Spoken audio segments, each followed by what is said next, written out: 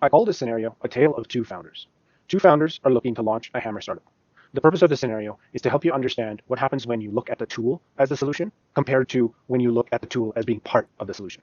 So founder A believes that the hammer is the solution. His primary focus of making hammers is to make a lot of money. Founder B believes that the hammer is used as part of the solution. His focus is on creating as much value as he can. But once again, keep in mind, we are using hammers to represent technology. Everything you see in the scenario applies to almost every form of technology out there. Now, because founder A is looking at the hammer as the solution, and he's only focused on making a lot of money, he's going to go with a simple hammer design, the same design that's been used for centuries, following the principle of putting something heavy on a stick so you can smash something else with it.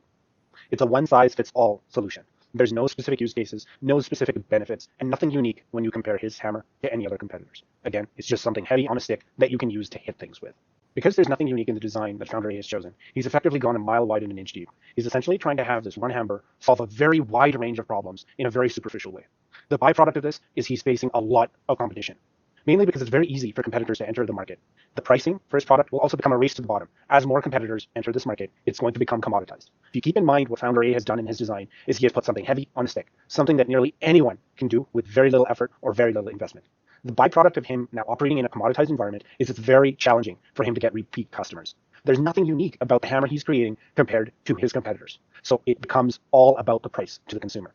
As a result of this, his only option to accomplish his goal of making as much money as possible is to flood the market with as many of his simple hammers as he can, and hope that the consumers consistently pick his over the competition. Now let's look at founder B. He's focused on creating as much value as he can, and he understands that the hammer is being used as part of the solution, and in itself is not the solution. As a result of this, his R&D team comes up with many different innovative designs. Each design is focused on very specific, well-defined use cases.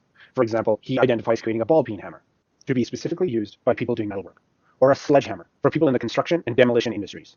Each hammer is designed around a specific use case to solve a very specific problem.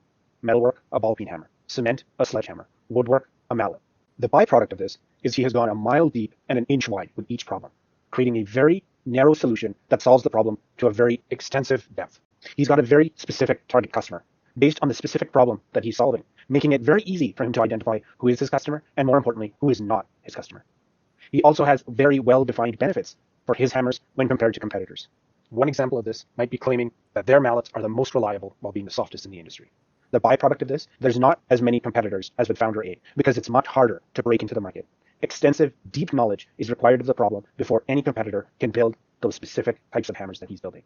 It also allows him to price his product with a premium price, which is directly proportional to the value that he creates for his customers, allowing his business to thrive with higher margins than those compared with founder A. It's also easier to get repeat customers and encourage loyalty within his customer base because he is solving the problems to a very deep extent by focusing on creating value. So who would you rather be in this scenario? Founder A with lots of competition, low margins, few repeat customers, or founder B with far less competition, high margins, and loyal lifetime customers? Most founders would agree they would prefer to be like founder B, focusing on creating as much value as they can for their customers and working towards solving very big problems. As Albert Einstein said, try not to become a man of success, rather become a man of value.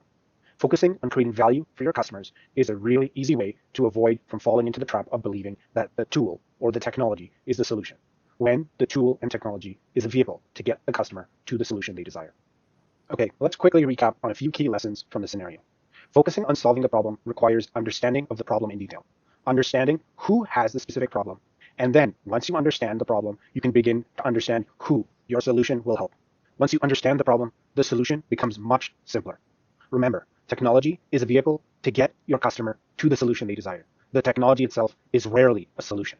Another key lesson to understand is that money is a byproduct of value. The more value you create, the more money you will receive in return. Remember, most technology exists to help people solve a specific problem. The technology itself is not the solution.